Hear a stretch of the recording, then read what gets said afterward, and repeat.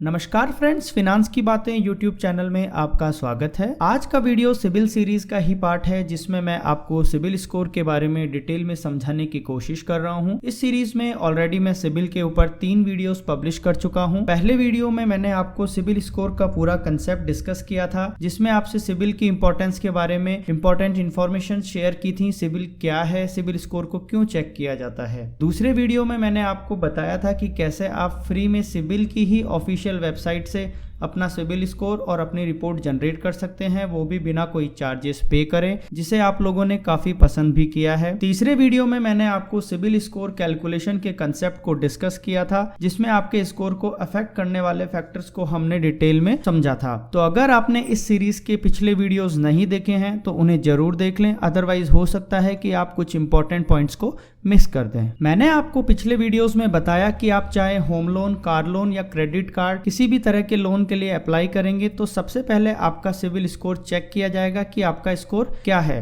अब आपका CIBIL score जितना ज्यादा उतना ही बढ़िया और जितना कम उतना ही बेकार है आपके लिए। हम ऑलरेडी ये समझ चुके हैं कि सिबिल स्कोर 300 से 900 के बीच होता है। अब मैंने आपको बताया कि आपका स्कोर जितना ज्यादा उतना ही बढ़िया। जनरली 750 प्लस स्कोर अच्छा स्कोर होता है, जो कि मैं ऑलरेडी आपको बता चुका हूं। और अगर आपका स्कोर 800 प्लस है तो बहुत ज्यादा चांसेस हैं कि आप जो भी लोन के लिए अप्लाई कर रहे हैं वो आपको तुरंत अप्रूव हो जाएगा। लेकिन अगर आपका स्कोर 750 से कम है तो क्या किया जाए। इस कंडीशन में बहुत ही कम चांसेस हैं कि आपको किसी भी लोन के लिए अप्लाई करें तो वो आपको अप्रूव होगा। तो अगर आपका भी सिबिल स्कोर 750 से कम है तो इस वीडियो में आपको बहुत ही यूजफुल इंफॉर्मेशन मिलने वाली है। मैं आपको 7 ऐसे स्टेप्स बताऊंगा जिससे आपका score step by step improve होता जाएगा। और अगर आपने इन 7 स्टेप्स को फॉलो किया तो आप देखेंगे कि आपका स्कोर हमेशा के लिए 800 के आसपास मेंटेन रहेगा। तो वीडियो को शुरू से लास्ट तक पूरा देखें,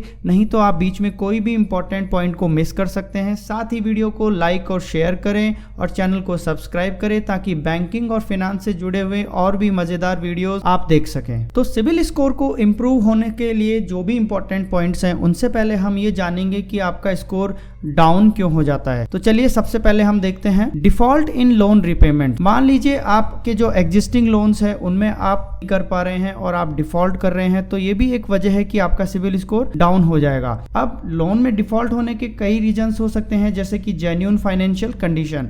इसका मतलब है कि मान लीजिए कोई आपकी जेन्युइन कंडीशन ऐसी है कि किसी महीने आपके पास पैसे नहीं है आपकी ईएमआई को पे करने के लिए, किसी महीने में आपकी जॉब चली गई है तो आप किस तरह से आपकी ईएमआई या ड्यूज को पे करेंगे, या आपके घर में कोई मेडिकल इमरजेंसी हो गई है जहां आपको अपने पैसे देने पड़ गए हैं तो आप ईएमआई या आपके ड्यूज को पे नहीं कर सकते हैं। तो ये भी एक इम्पॉर्टेंट पॉइंट है कि आप अपने इन रीजंस की वजह से लोन में डिफॉल्ट हो सकते हैं। उसके बाद पॉइंट आता है कि अगर मान लीजिए किसी महीने आप अपने क्रेडिट कार्ड्स के पेमेंट करना भूल गए हैं तो वो भी एक कारण है। अगर मान लीजिए आपका किसी प्रकार का कोई डिस्प्यूट है बैंक्स के साथ, आपके क्रेडिट कार्ड में कोई फ्रॉड ट्रांजैक्शन को लेकर, या आपके क्रेडिट कार्ड की किसी एनुअल फीस को लेकर, या और भी कोई प्रकार के हिडन चार्जेस को लेकर अगर आपका बैंक के साथ कोई डिस्प्यूट है तो भी आपका स्कोर डाउन हो सकता है। उसके बाद हम बात करते हैं क्रेडिट मिक्स। क्रेडिट मिक्स का मतलब है कि अगर आपने आपके लोन पोर्टफोलियो में ज्यादा क्रेडिट कार्ड्स और पर्सनल लोन्स ले रखे हैं, और अगर आपका हाउसिंग लोन नहीं है या कोई व्हीकल लोन्स आपने नहीं ले रखे हैं, मतलब कि आप ज्यादातर बेसिकली अनसिक्योर्ड लोन्स के ऊपर ही डिपेंड हैं, तो भी ये भी एक बहुत इंपॉर्टेंट फैक्टर है जो कि आपके सिबिल स्कोर को कम कर देता है। उसके बाद आता है यूटिलाइजेशन ऑफ क्रेडिट, मतलब कि आपकी जो ओवरऑल क्रेडिट लिमिट बैंक ने आपको दे रखी है। सपोज करिए आपको बैंक ने 40 से 50 लाख की आपकी ओवरऑल क्रेडिट लिमिट दे रखी है। अगर आप ईयरली उसमें से 30 to 35 लाख इस्तेमाल कर रहे हैं, मतलब कि आप बहुत ज्यादा क्रेडिट पर डिपेंड है, आपका यूटिलाइजेशन परसेंटेज बहुत ज्यादा है, तो ये भी एक आपके स्कोर को डाउन करने के लिए नेगेटिव इफेक्ट है। क्रेडिट कार्ड की लिमिट अगर आपकी 1 लाख रुपए है और आप उसमें से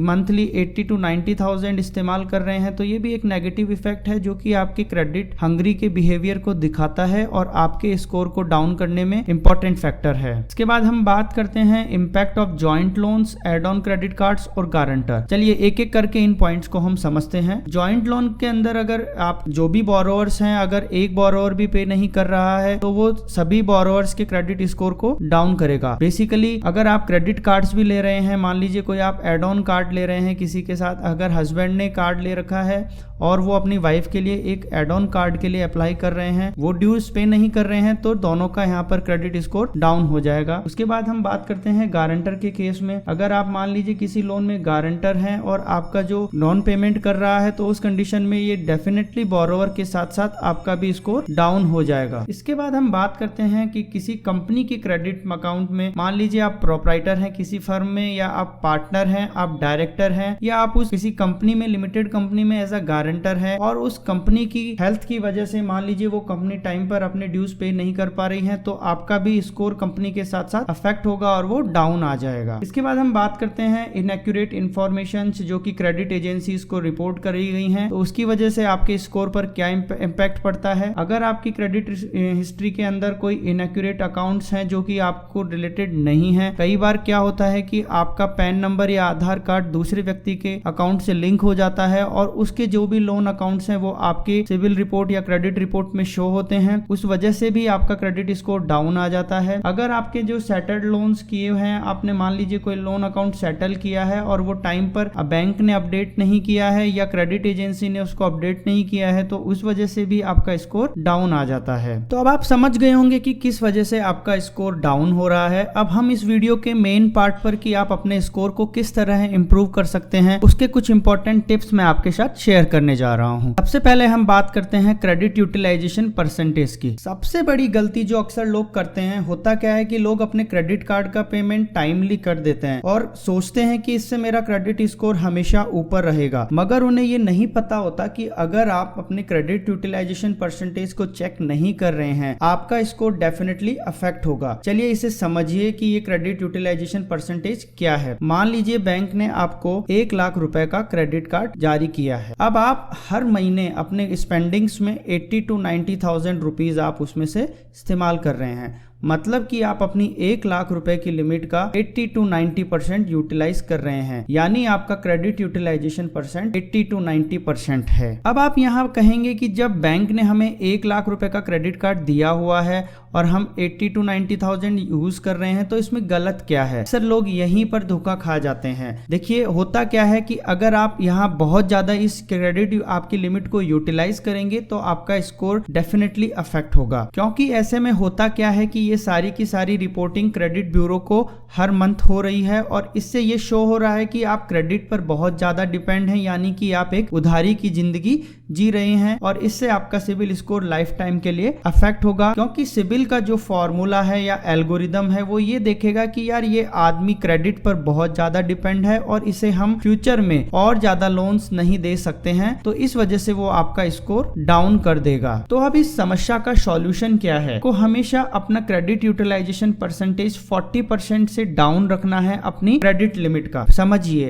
अगर आपको बैंक ने 1 लाख रुपए की लिमिट दी हुई है तो आपको ये तय करना है कि आपका जो मंथली यूटिलाइजेशन है वो 40,000 तक ही हो। तो अब हम समझेंगे कि इस यूटिलाइजेशन को कैसे मैनेज किया जाए। हो सकता है कि आपकी इनकम बहुत ही अच्छी हो और आपको जो क्रेडिट कार्ड की लिमिट दी गई है वो 1 लाख रुपए है, तो आप सबसे पहले क्या कर सकते हैं कि आप अपने बैंक को अप्रोच कर सकते हैं अपने क्रेडिट कार्ड की लिमिट को एनहांस करने के लिए। देखिए अगर आप क्रेडिट कार्ड को हमेशा अच्छे से यूज कर रहे हैं और आपकी इनकम भी बहुत बढ़िया है, तो बैंक ऑलरेडी आपको ऑफर करते हैं आपकी लिमिट को एनहांस करने के लिए। ऐसे केस में आप क्या करिए कि आप उस ऑफर को एक्सेप्ट कर लीजिए, जिससे आपकी लिमिट बढ़ जाएगी। इससे क्या होगा कि जहां आपकी लिमिट ऑलरेडी 1 लाख रुपए बैंक ने आपको दी हुई थी, अब वो आपकी बढ़ाकर 2 लाख रुपए हो गई है। तो सपोज करिए आप पहले 1 लाख में से 50,000 पर मंथ यूज कर रहे थे, जो कि आपकी टोटल क्रेडिट यूटिलाइजेशन लिमिट का 50% था। वहीं आप अब 2 लाख रुपए में से 50,000 यूज कर रहे हैं, जो कि अब आपकी क्रेडिट यूटिलाइजेशन लिमिट का 25% होगा। तो ये एक बहुत ही समझदारी की बात है। आप ऑलरेडी 40% से डाउन में आ जाएंगे और आपका क्रेडिट यूटिलाइजेशन परसेंटेज बिल्कुल करेक्ट हो जाएगा। दूसरा आप क्या कर सकते हैं कि आप एक नए क्रेडिट कार्ड के लिए अप्लाई कर सकते हैं। अब आप कहेंगे कि मेरे पास जब ऑलरेडी एक क्रेडिट कार्ड है तो मैं दूसरे का क्या करूंगा। तो समझिए, सपोज करिए आपका पहला क्रेडिट कार्ड ऑलरेडी 1 लाख रुपए का है और दूसरा क्रेडिट कार्ड आपको 1 लाख रुपए का इश्यू हो गया। आप पहले क्रेडिट कार्ड से 50,000 पर मंथली स्पेंडिंग कर रहे थे। अब आप क्या कर सकते हैं कि अपने इस 50,000 की स्पेंडिंग को आप अपने दूसरे क्रेडिट कार्ड पर 50% शिफ्ट कर सकते हैं, यानी कि आप अब दोनों क्रेडिट कार्ड से 25,000 यूज करेंगे तो ओवरऑल आपकी स्पेंडिंग मंथली 50,000 ही रहेगी, जो कि आपकी टोटल लिमिट 2 लाख रुपीस का 25% आ जाएगी। तो यहाँ पर ये दोनों बहुत ही इंपॉर्टेंट पॉइंट्स हैं कि आप अपनी क्रेडिट कार्ड की लिमिट को बढ़वा दें या आप एक नया क्रेडिट कार्ड ले लें। इससे होगा क्या कि आपकी क्रेडिट यूटिलाइजेशन परसेंटेज बिल्कुल 40% से नीचे रहेगी, जो कि आपके स्कोर को हमेशा एक परफेक्ट मेंटेन करेगी।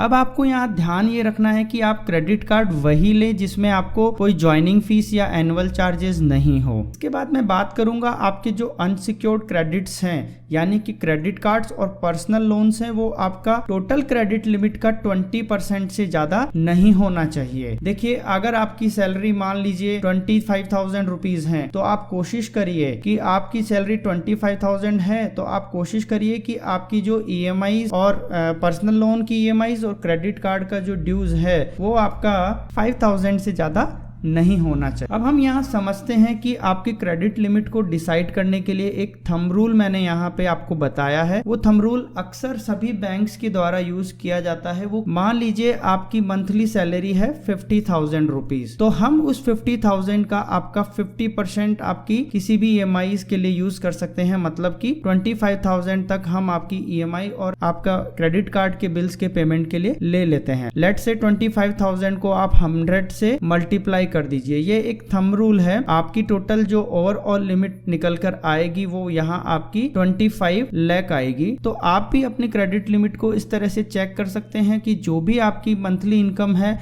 उसका 50% लीजिए और आप उसे 100 से मल्टीप्लाई करके आप अपनी लिमिट को चेक कर सकते हैं। तो यहाँ आप ध्यान रखिए कि आपका क्रेडिट कार्ड और पर्सनल लोन जो भी हैं वो आपकी मंथली सैलरी के 20% से ज्यादा नहीं होने चाहिए। इसके बाद हम बात करते हैं सेकंड सबसे इंपॉर्टेंट टॉपिक की, जो है कि है नेवर डिले योर पेमेंट्स। लोगों का जो सबसे ज्यादा क्रेडिट स्कोर खराब होता है वो इसी वजह से होता है, क्योंकि लोग करते क्या है कि क्रेडिट कार्ड मिल गया, चलिए इसमें पैसे भी हैं, अब इसे यूज कर लेते हैं। उन्होंने यूज भी कर लिया। लेट सपोज आपकी क्रेडिट कार्ड की लिमिट 1 लाख रुपए थी, आपने उस 1 लाख की लिमिट को पूरा का पूरा यूज भी कर लिया। अब कहते हैं कि चलिए अब हमें पैसे वैसे देने की क्या जरूरत है, अगर कोई प्रॉब्लम आएगी तो हम आगे इन फ्यूचर देख लेंगे। हमेशा अपने जो भी लोन्स हैं उन्हें आप हमेशा पे करिए और क्रेडिट कार्ड्स के जो भी ड्यूज हैं उन्हें आप टाइम पर पे करिए। कभी भी ये ना करें कि मैंने क्रेडिट कार्ड ले लिया है, उसे यूज कर लिया है, जब तक बैंक से 3-4 बार फोन नहीं आएगा मुझे पे नहीं करना है। मेरी EMI जो है उसके लिए अगर बैंक से मुझे फोन नहीं आएगा तब तक मुझे उसे पे नहीं करना है। ऐसे में क्या होगा कि आपका सिविल स्कोर अफेक्ट होगा और वो बिल्कुल डाउन हो जाएगा। इसके बाद मैं बताना चाहूंगा कि अगर आपकी किसी महीने में कोई EMI मिस हो गई थी, आपकी किसी वजह से मान लीजिए कंडीशंस ठीक नहीं थी, आपके घर में कोई मेडिकल इमरजेंसी थी या आपकी कोई जॉब चली गई थी,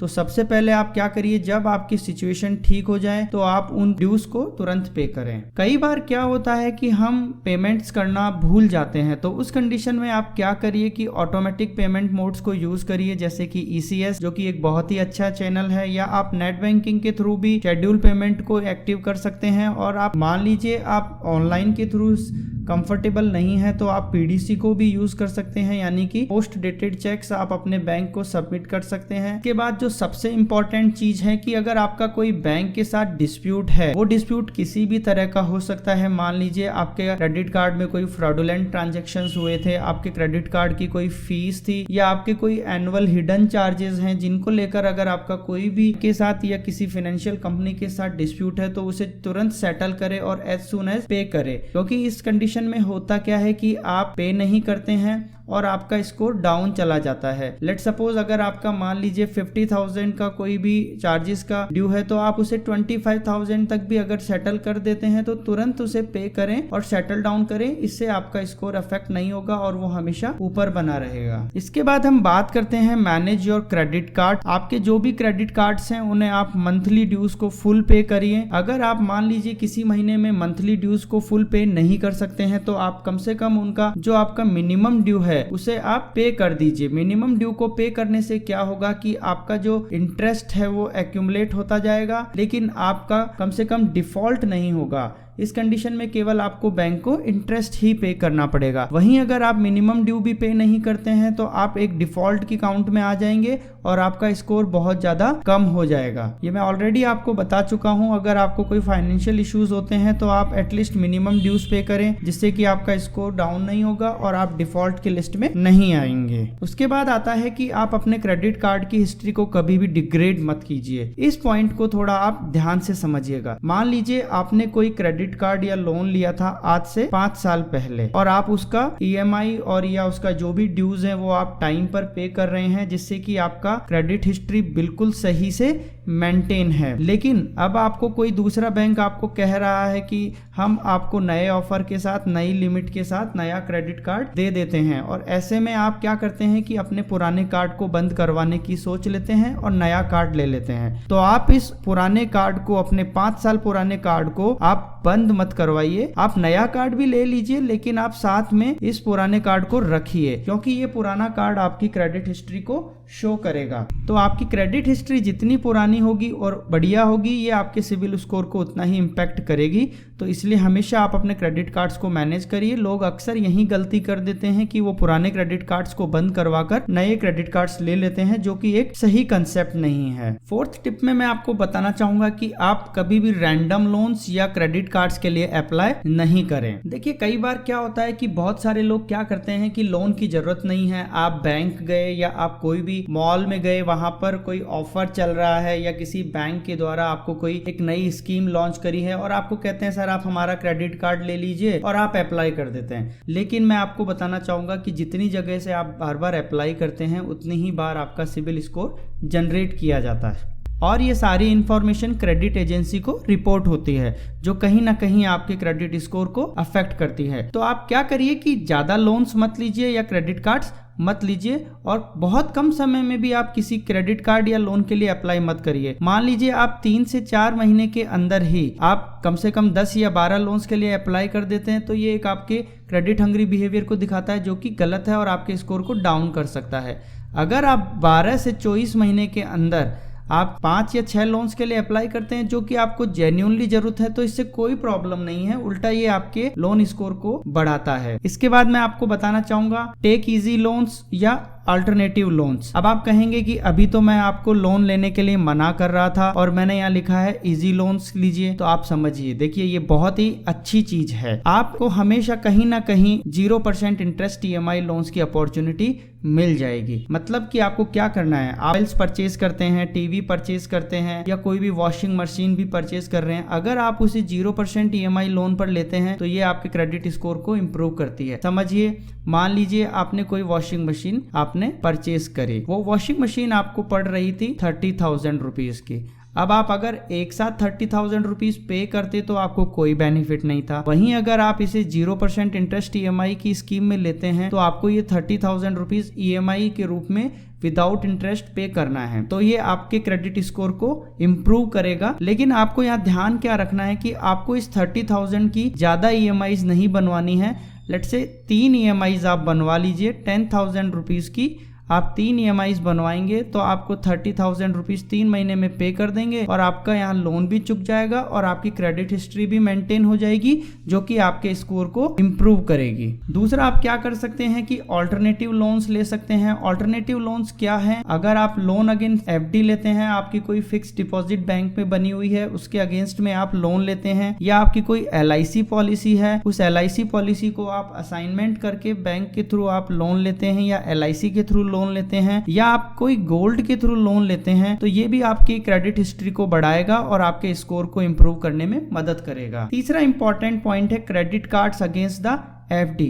ये पॉइंट मैं अक्सर यूथ के लिए सबसे इंपॉर्टेंट मानता हूं, जो कि अभी 19 से 22 ईयर की एज ग्रुप में है। तो इस कंडीशन में आप क्या कर सकते हैं कि आप एक छोटी सी FD, लेट्स सपोज 50,000 के अगेंस्ट में आप 40,000 की लिमिट का एक क्रेडिट कार्ड आप बनवा सकते हैं, और उस क्रेडिट कार्ड को आप टाइम पर पे कीजिए। आप उसके ड्यूज को आप टाइमली पे करें तो उससे क्या होगा कि आपकी क्रेडिट हिस्ट्री मेंटेन होगी, और जैसे जैसे आप ग्रो करेंगे आपकी क्रेडिट हिस्ट्री के मेंटेन होने की वजह से आपका स्कोर ऑलरेडी इंप्रूव हो जाएगा, और इन फ्यूचर आप जब भी कोई लोन लेने के लिए किसी भी बैंक या किसी फाइनेंशियल इंस्टीट्यूशन के पास जाएंगे तो वो आपको मना नहीं करेंगे। इसके बाद आप समझिए monitor loan accounts in condition. बहुत सी ऐसी कंडीशंस हैं जिनमें आपको अपने लोन अकाउंट्स को मॉनिटर करना चाहिए। यानी सबसे पहले अगर आपका कोई जॉइंट लोन अकाउंट आपने किसी के साथ लिया हुआ है तो आप उसे टाइमली चेक करें कि क्या आपका को बोरोवर या आप टाइम पर उसे पे कर रहे हैं या नहीं। अगर आप नहीं करेंगे तो आपकी दोनों की सिविल स्कोर डाउन हो जाएगा। अगर आप किसी लोन में गारंटर हैं तो आप उसे बहुत ध्यान से देखिए। हो सकता है कि आपने जिस व्यक्ति के लिए गारंटी दी है और वो अगर टाइम पे नहीं कर रहा है तो आपका भी सिविल स्कोर डाउन होगा, जो कि इस वीडियो के स्टार्टिंग में मैं ऑलरेडी आपको बता चुका हूँ। उसके बाद हम बात करते हैं कंपनी अकाउंट्स की। अगर आपकी कंपनी के थ्रू आपने कोई भी लोन अकाउंट्स ले रखे हैं, चाहे वो प्रोप्राइटर कैपेसिटी में हो, पार्टनर कैपेसिटी में या डायरेक्टर कैपेसिटी में, या आप किसी कंपनी के लोन अकाउंट में गारंटर हैं, तो आप उस कंपनी की सिविल रिपोर्ट को जरूर चेक करिए। हो सकता है कहीं ना कहीं ये भी आपके स्कोर को अफेक्ट करे। इस वीडियो का सबसे इंपॉर्टेंट और 7th पॉइंट मैं आपके साथ डिस्कस करना चाहूँगा कि आपकी जो भी कोई सिविल की इरेगुलरिटीज़ हैं, इनएक्यूरेसीज हैं, उन्हें आप तुरंत सिविल के साथ रिपोर्ट करिए। सबसे पहले आप क्या करिए कि अपनी 1 साल में कब एक बार आप अपनी रिपोर्ट जनरेट जरूर करें। उसके लिए मैं आपको रिपोर्ट जनरेट करना ऑलरेडी बता चुका हूं, और उस रिपोर्ट को जनरेट करने के बाद आप चेक करें, उसमें आप देखें कि आपका कोई इनकरेक्ट ओपन अकाउंट तो आपके नाम पे नहीं शो हो रहा है। बहुत से बार क्या होता है कि आपका पैन कार्ड या आपका जो आधार कार्ड है वो दूसरे व्यक्ति के नाम के साथ जुड़ जाता है, तो आपके पैन कार्ड या आधार कार्ड के ऊपर जो भी कोई लोन लिया जाएगा वो आपके ऊपर इफेक्ट करेगा। अगर आपकी कोई डिस्क्रिपेंसीज हैं सेटल्ड लोन अकाउंट्स को लेकर तो उन्हें आप तुरंत सिविल को रिपोर्ट करें। कई बार क्या होता है कि आपने लोन अकाउंट को सेटल कर दिया लेकिन वो सिविल को रिपोर्ट नहीं होता है बैंक के द्वारा, और वो अभी भी आपके